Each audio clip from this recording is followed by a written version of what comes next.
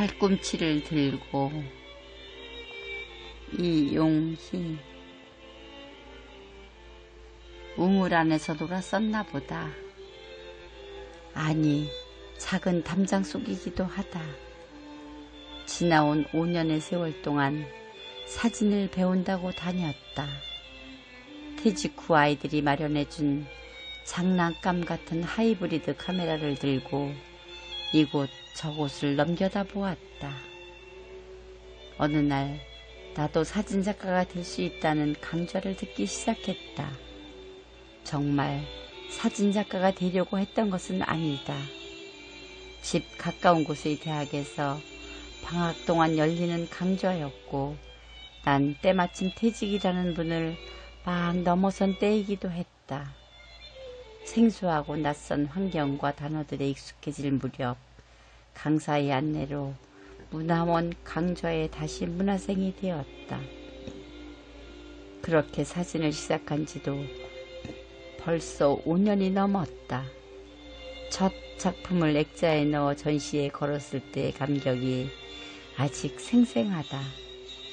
1년의 수확물에서 가장 좋은 상품을 고르듯 작품을 고르고 작품명을 짓고 프로필을 붙일 때의 기쁨이 벌써 5번이나 반복되었다. 작품 하나를 만들기 위해 소비되는 1년이 내게는 한 포기의 들꽃이 피고 지는 1년처럼 바람 속에 물 흐르듯 지나갔다. 사진 동호인들과 출사지를 선정하고 기다리던 그날이 오면 하루 종일 앵글 속에 푹 빠져 보낸다. 집에 돌아오면 내가 담았던 사진들을 쏟아놓는다. 마치 들에서 채취한 나무를 다듬고 고르듯 한 입 한 입 만지고 쓰다듬어 다시 내 그릇에 담는다. 컴퓨터는 자꾸 방들을 만들어가고 나는 쌓여지는 내 찰나의 모험에 열중한다.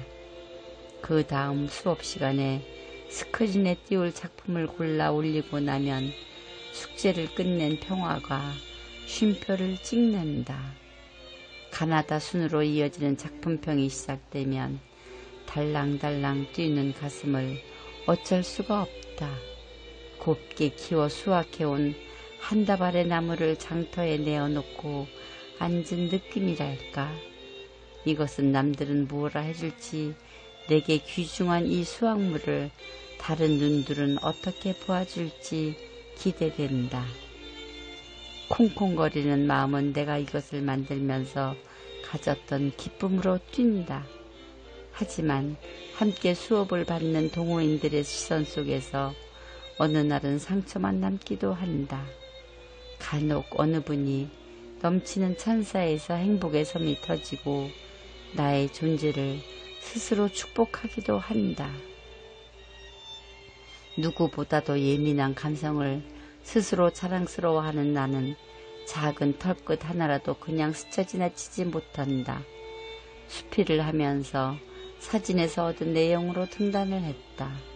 시와도 내 사진에 내 글을 담아 전시에 걸기도 했다. 금년에는 문우들 수필문집의 표지도 내 사진으로 만들어졌다. 그동안 사진만 선생님을 2번이나 모셨다.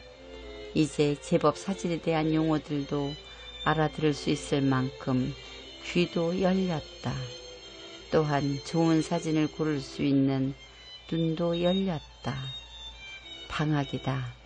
문화원 로비에서 열린 전시회도 끝나고 작품도 회수해 왔다. 궤도에 들어서 끊임없이 돌아가는 선이 끊기듯 허탈해진다.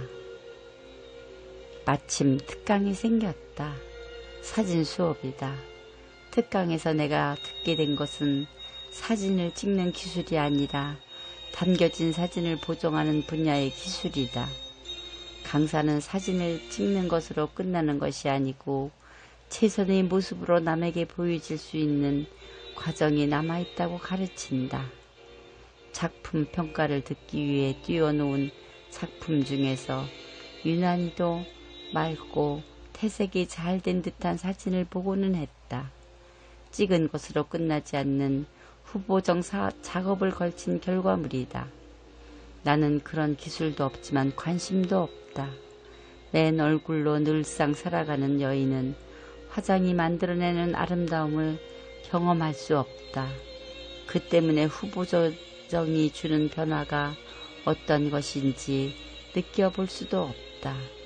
그냥 이 모습이 전부라고 생각하며 살아갈 뿐 남의 앞에 나설 때 가꾸어야 하는 것은 신경을 쓰지 않은 것이다. 12시간의 특강이 끝났다. 이제 시골에서 물소리와 바람소리만을 들으며 내 눈앞에 펼쳐진 가을 들녘과 눈 쌓인 구름을 사랑하던 내가 아니다. 그렇게 이번에 특강은 후보정이 남겨주는 변화의 아름다운 과정을 알게 해준 것이다. 담 넘어 세상을 내어다보려고 발꿈치를 더 높이 들게 되었다. 맨 얼굴의 청초함에 만족하던 내가 덧바른 색조의 미를 알게 된 것이다. 작은 농촌, 옛날 초가집의 풍광에 익숙해 있던 내게 서울의 광화문 앞 광장이 나타난 것 같다. 한바탕 자동차가 질주하는 생동하는 거리에서 이리저리 떠밀리며 나의 길을 잃고 헤매다 돌아온 듯하다. 이제부터는 나의 선자리가 초라하게 느껴질지도 모르겠다. 나도 이 진솔함의 표현을 더 이상 고집하지 않고 작은 선을 덧대어 그려대고 색조를 바꾸어 타인에게 돋보이려 애쓰게 될지도 모르겠다. 이 겨울 방학이 끝나기 전에 푹푹 내린 눈 속에 감추어진 옛 길을 찾을 수 없을지도 모르겠다. 헤집어 갈 수 없으면 12시간의 어지러움이 화산으로 사라진 어느 고을처럼 내 가슴 속에 깊이 묻혀져 버릴지도, 아니면 색조 화장을 제대로 배우려고 담장을 넘어 드나들지도 알 수 없다.